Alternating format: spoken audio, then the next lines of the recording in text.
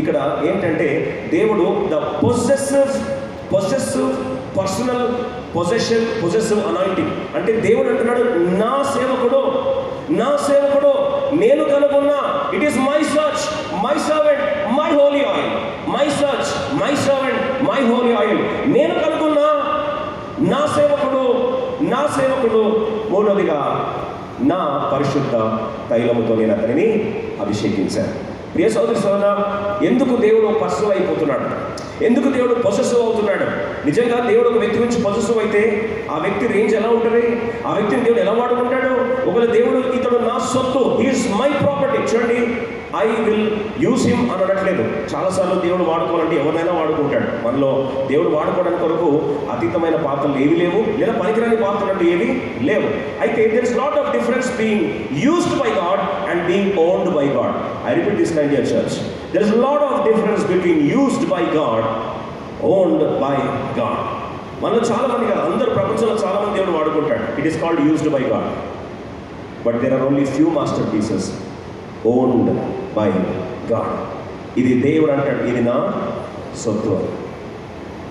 వాడుకోవడానికి మనం చాలా విషయాలు వాడుకుంటాం, కానీ నువ్వు ఇష్టంగా అపారంగా ప్రేమించింది ఏమవుతావు నువ్వు దాని మీద? ఇది నా సొత్తు అని. ఈరోజు ఈ ప్రాముఖ్యమైన సత్యాన్ని అర్థం చేసుకుంటే, ఇంతవరకు ఏ అభిషేక ప్రభావం చూడకుండా ఆగిపోయిందో, ఈ రాత్రి దేవుడు తిరిగి నీ జీవితంలో నూతన ఉద్యమాన్ని రగుల్చును గాక. You need to understand that God goes crazy when it comes to this personal possessive anointing, where he says, he is my servant, I have owned him. He's not only going to be used, but he's going to be owned by me. This property belongs to me. It is no longer going to be a partnership agreement, it is going to be a possession certificate. It is not going to be a partnership certificate, but it is going to be a possession certificate. అందరం కలిసి ముఖ్యంగా భాగస్వామిగా నేను వాడుకుంటానులే, నేను ఒక భాగస్వామిని అవుతానులే. It is my exclusive possessive rights and therefore it's a possession certificate. అలా ఒకసారి దేవుడు వాడుకో ఇష్టపడితే దాని మీద ముద్ర వేస్తాడు. ఏమని తెలుసా? ఇది నా సొత్తు అని. ఒకసారి ఆ ముద్ర వేసేసరికి పాతకాలంలో స్లేవ్స్ ఉండేవారు, అంటే బానిసలు ఉండేవారు. వారు ఒకవేళ రాజుగాని వారు కొనుక్కుంటే ఖచ్చితంగా ఆ శరీరంలో ఆ యొక్క దాసుని యొక్క శరీరం మీద ఏం చేస్తారండి? సైన్ లేదా సింబల్ వేసేస్తారు. ఒకసారి సింబల్ వేస్తే ఎవరన్నా వేరే వాళ్ళు వచ్చి ఆయన ఎత్తుకోవాలని ప్రయత్నిస్తే పైన ఏముంటుందండి? పైన ఉంటుంది సైన్ ఉంటుంది. అందుకొరకే దయచేసి గుర్తించండి, మనందరినీ దేవుడు పరిశుద్ధాత్మ దేవుని ద్వారా ఏం చేశాడు? సంచకరువు ఆత్మ ద్వారా ముద్ర వేశాడు. మనది ఏముంది? సైన్ ఉంది. ఇలా చెప్తే మనకు అర్థం కాదు, ఎందుకంటే మనం బార్కోడ్ ప్రపంచంలో ఉన్నాం కదా. ప్రతిదానికి ఏముంటుంది? ఒక కోడ్ ఉంటుంది, ఒక బార్కోడ్ ఉంటుంది. అది ఫైనాన్షియల్ పేమెంట్స్ కానీ, వ్యక్తి పేమెంట్స్ కానీ, లగేజ్ ట్రాన్స్ఫర్ కానీ, ఏదైనా సార్ నాకు ఏమి ఇస్తారంటే ఫస్ట్ ఒక బార్కోడ్ పడేస్తారు.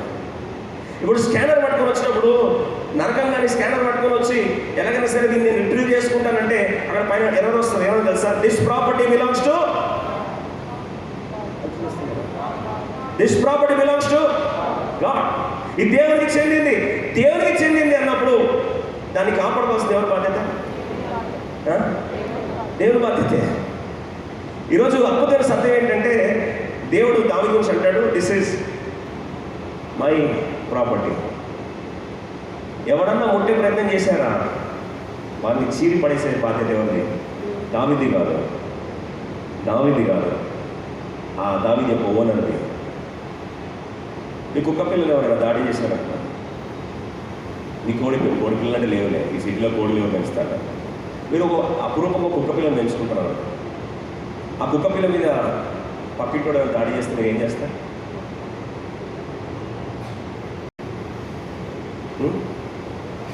ఏం చేస్తారండి? ఇప్పుడు పనుల ముందు దిగరే ఏం చేయరా?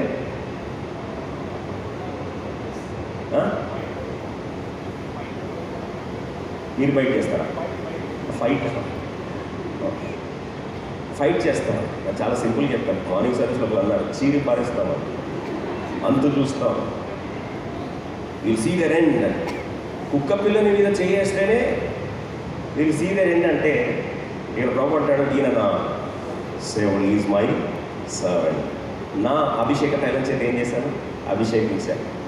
ప్రియ సోదరి సోదరా, ఎందుకొరకు ఈ మాట చెప్తున్నానంటే, 2 సార్లు దేవుడు ఒకే మాట చెప్పాడు, మై మై మై అంటే it is a double ownership and it is a seal of possession. Is is mine, is is mine, this is mine. నేను దీని ఓనర్ అని చెప్పి దేవుడు తాను ముక్త కంఠంతో ఒకే వ్యక్తి గురించి చెప్పగలిగాడు. ఆ వ్యక్తి గురించి, ఆ దావీదు గురించి అన్నిసార్లు అభిషేకం గురించి మాట్లాడుతున్నప్పుడు చూడండి, always remember, anointing is not a brand, anointing is ownership, anointing is identity, anointing is an exclusive right of God. Don't let misconception come and sweep away the truth. Anointing is not a feeling. I repeat this line, anointing is not a feeling. These days we made anointing as a feeling.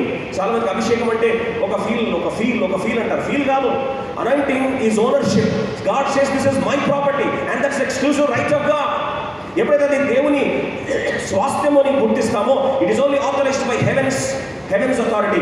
దేవుడు మాత్రమే దాన్ని స్థిరపరుస్తాడు. కాబట్టి ఒకసారి దేవుడే స్వయాన ఇది నా సొత్తు అంటే, ఇది నా ఆస్తి అంటే, ఈయన నా సేవకుడు అంటే ఒకసారి దాన్ని సీల్ చేస్తారు.